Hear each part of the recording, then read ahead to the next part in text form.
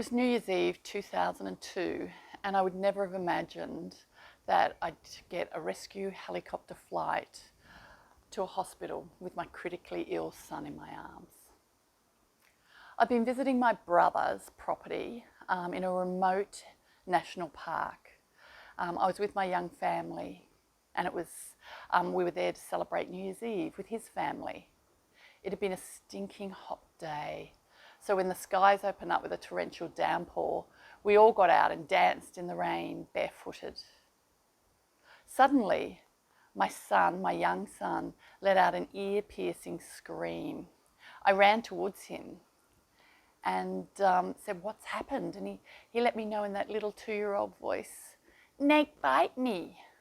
I looked down, and there, slithering in the grass, was a gigantic brown snake. I scooped Will up in my arms and started to run backwards, but to my horror, the snake chased us. My husband grabbed a rake and tried to block the snake's path and eventually turned it around. As I sat there with Will in my arms, others called 000 and applied a compression bandage. A helicopter had been dispatched from Newcastle Hospital and a land ambulance from the local district hospital. It was an agonising wait. The land ambulance smashed through gates and fences to get to us quickly, with the paramedic eventually abandoning the vehicle and making the last rugged, steep river crossing on foot. The helicopter found us by a fire that had been lit in a small clearing, as we were in such a remote, dense bushland.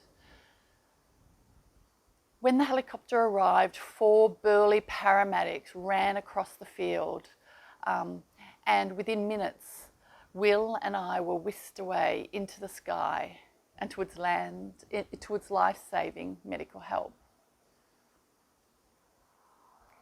As I lay in the hospital bed that night, I thought about the events of the day. I could hear fireworks and celebrations outside, and it was then it really struck me how lucky we had been. 4 burly paramedics ran across. Oh, and that boy was me.